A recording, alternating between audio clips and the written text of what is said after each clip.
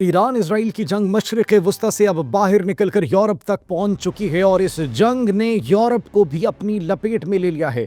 ایران نے کچھ بڑے پیمانے پر حملے کیے ہیں، بڑی سٹرائکس کی گئی ہیں اور تازہ ترین اطلاعات کے مطابق اب پاسداران انقلاب نے خیبر شکن میزائل استعمال کرنے کا اعلان کر دیا ہے۔ امریکی طیارے بھی تباہ ہوئے ہیں۔ اس جنگ کے نتیجے میں ایران کی سٹرائکس کی جانب سے یو ایس کے بحری بیڑے تک کو نشانہ بنایا گیا ہے۔ کتنی تعداد ہے اس وقت امریکی فوجیوں کی جن کو ہلاک کیا جا چکا ہے ایران کی جانب سے ایران کی سٹرائکس میں، وہ آپ کے ساتھ ڈسکس کریں گے۔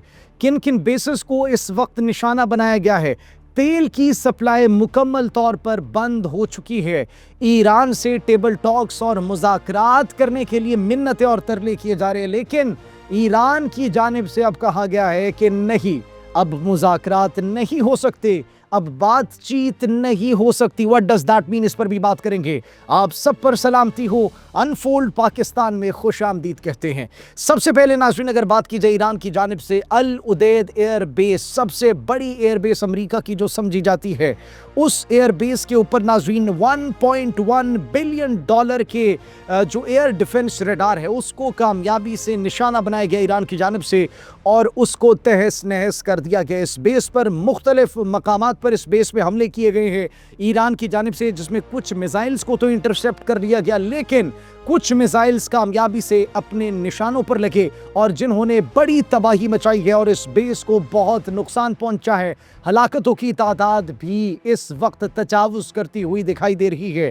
اس کے ساتھ ساتھ کویت میں امریکی جیٹس کے گرنے کی مبینہ اطلاعات موصول ہو رہی ہے اور ساتھ ہی ساتھ B-2 بمبار طیارے کے گرنے کی بھی مبینہ اطلاعات موصول ہوئی ہے کہ ایران کی جانب سے اس کو نشانہ بنایا گیا اور وہ بھی اب تباہ ہو چکا ہے۔ ایک ایسا طیارہ جو کہ ڈیٹیکٹ نہیں ہو سکتا، ایک ایسا طیارہ جو کہ سٹیلتھ تھا، اس کے ساتھ ساتھ F-35 سٹیلتھ فائٹر جیٹس کی بھی اطلاعات موصول ہو رہی ہے کہ ان سٹیلتھ فائٹر جیٹس کو جن کو انونسبل تصور کیا جاتا تھا، سمجھا جاتا تھا، اب ان کے تباہ ہونے کی مبینہ طور پر اطلاعات موصول ہو رہی ہے۔ اس کے ساتھ ساتھ جو سب سے بڑی ریفائنری ہے، آئل ریفائنری دنیا کی، ایرامکو، اس کو بھی نشانہ بنایا گیا اور اب وہ مکمل طور پر بند ہو چکی ہے۔ اب سوال یہ ہے کہ اس کے بند ہونے سے کیا فائدہ ہوگا، کیا نقصان ہوگا؟ فائدہ تو آبویسلی کچھ نہیں ہوگا، نقصان ہوگا، کیونکہ آبنائے ہرمز، وہ اسٹریٹیجک لوکیشن، وہ سمندری پٹی جس سے پوری دنیا کا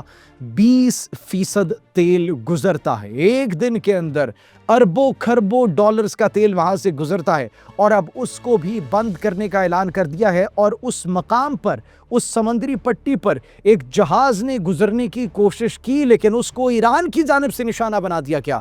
اب مکمل طور پر سپلائی بند ہو چکی ہے، رک چکی ہے، اور ایران کی جانب سے اعلان کر دیا گیا کہ ایک بھی تیل بردار جہاز اب اس سمندری پٹی سے، ہماری سمندری حدود سے گزر کر نہیں جائے گا۔ اب یہ کب تک بندش ہوگی؟ We do not know about that، but ایک چیز تو واضح ہو چکی ہے کہ تیل کی قیمتوں میں بڑے پیمانے پر اضافہ ہو رہا ہے، اور ابھی اگر دیکھا جائے تو 10% تیل کی قیمتیں عالمی منڈی میں مہنگی ہو چکی ہے، 10% اضافہ ہو چکا ہے، اور ایک بیرل کی قیمت کی ناظرین اگر بات کی جائے تو $80 فی بیرل تک ایک جو وہ قیمت ہے وہ پہنچ چکی ہے، اور یہ $100 فی بیرل تک یہ قیمت جو ہے وہ پہنچ سکتی ہے۔ ناظرین اس کے ساتھ ساتھ جو اس وقت اسرائیل کی سچویشن ہے، اسرائیل پر جو حملے کیے گئے، اس حوالے سے کچھ تہلکہ خیز انفارمیشن موصول ہوئی ہے، اور اسرائیلی سیکیورٹی کیبنٹ میٹنگ تل اویو میں جو ہو رہی تھی، جس کے اندر جنرلز موجود تھے، ان کے اوپر بھی حملہ کیا گیا، اور مبینہ طور پر اس مرتبہ یہ اطلاعات موصول ہو رہی ہے کہ وہ جنرلز، 7 جنرلز تو کنفرم ہو چکے ہیں، اور اس کے ساتھ ساتھ یہ وہ لوگ تھے، یہ وہ جنرلز تھے جنہوں نے ایرانی سپریم لیڈر آیت اللہ علی خامنہ کی شہادت کے لیے پلان بنایا تھا، پلاننگ کی تھی۔ اب ان اہم جنرلز کو مبینہ طور پر یہ کہا جا رہا ہے کہ ہلاک کر دیا گیا ایران کی جانب سے اس حملے میں۔ اس کے ساتھ ساتھ بحرین کی جو US بیس ہے، यूएस की जो बेस बहरेन के अंदर मौजूद है उसको बड़े पैमाने पर हिट किया गया। इराक के अंदर जो बेस है एरबिल बेस, जहां पर बड़े पैमाने पर हथियार पड़े हुए हैं, जहां पर बड़े पैमाने पर असलहा, हथियार, बारूद पड़ा हुआ है अमेरिका का, उस एम्यूनिशन वेयर हाउस को निशाना बनाया गया और उसकी तबाही के मनाजिर पूरी दुनिया ने विटनेस किए।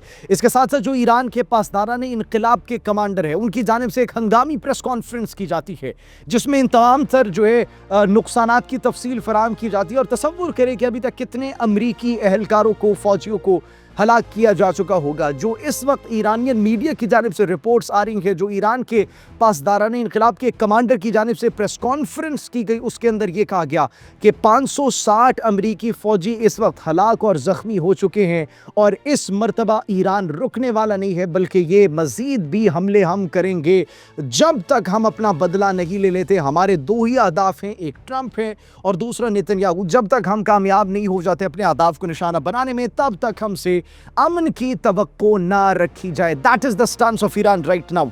इसके साथ साथ जो हमने आपको बताया कि ये यूरोप तक जंग पहुंच चुकी है, पूरे मशरिक़ वस्ता को आग में लपेटने के बाद, इजराइल और अमेरिका के हमले के बाद जो ईरान की जानिब से रिटेलिएशन देखी गई, पूरा मशरिक़ वस्ता इस वक्त जंग की लपेट में है। पूरे मशरिक़ वस्ता को आग लग चुकी है।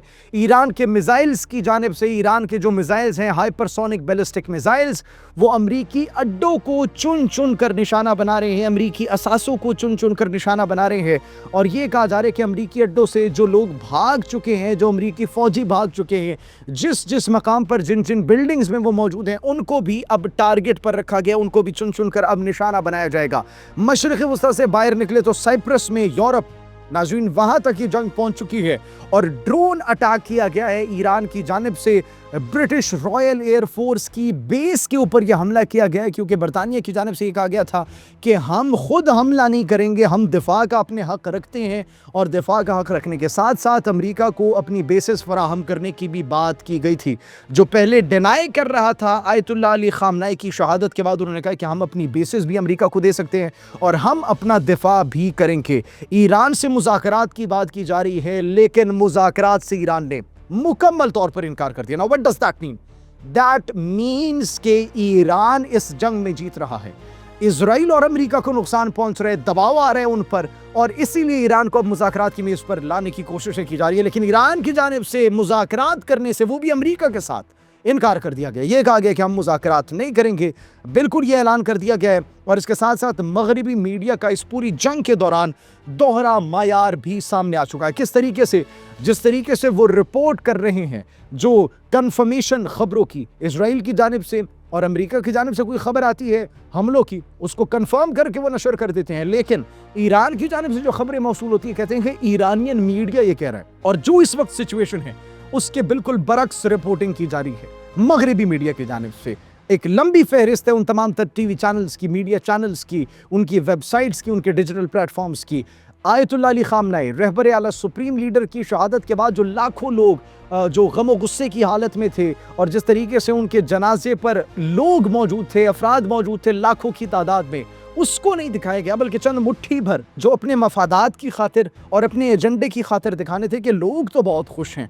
तो दोहरा मायार इस जंग में मुकम्मल तौर पर वाज़ेह हो चुका है मगरिबी मीडिया का। और ईरान की जानिब से नाज़रीन जो इस वक्त ताज़ा तरीन इतलात मौसूल हो रही है, खैबर शिकन मिसाइल्स की अप्रूवल मिल चुकी है। IRGC पासदाराने इनक़िलाब ने यह कहा कि अब खैबर शिकन मिसाइल से निशाना बनाया जाएगा। और किस मकाम को निशाना बनाया जाएगा? जिस तरीके से रात को मुख्तलिफ मकामात पर निशाना बनाया गया, तल अवीव और हाइफा पर, और अब भी ये कहा जा रहा है कि तल अवीव के अंदर सरकारी इमारतें जो हैं अब वो हमारा हदफ है और हाइफा हमारा अगला हदफ है। तो ये इस वक्त सिचुएशन है नाज़रीन। ईरान बिल्कुल भी पीछे हटने को तैयार नहीं है। आयतुल्लाह अली ख़ामनेई सुप्रीम लीडर की शहादत के बाद अब ईरान जो है वो इस जंग को, एक ना ख़त्म होने वाली जंग अगर हम कहें तो वो शुरू हो चुकी है, जिसमें ईरान जब तक इंतकाम नहीं ले लेता तब तक रुकने वाला नहीं है। जैसे कोई ताज़ा तरीन इन्फॉर्मेशन आती है, हम एक मरतबा फिर आपकी खिदमत में हाजिर होंगे। फिर वक्त मुझे इजाज़त दीजिए, अपना बहुत ख्याल रखिए। अल्लाह निगहबान।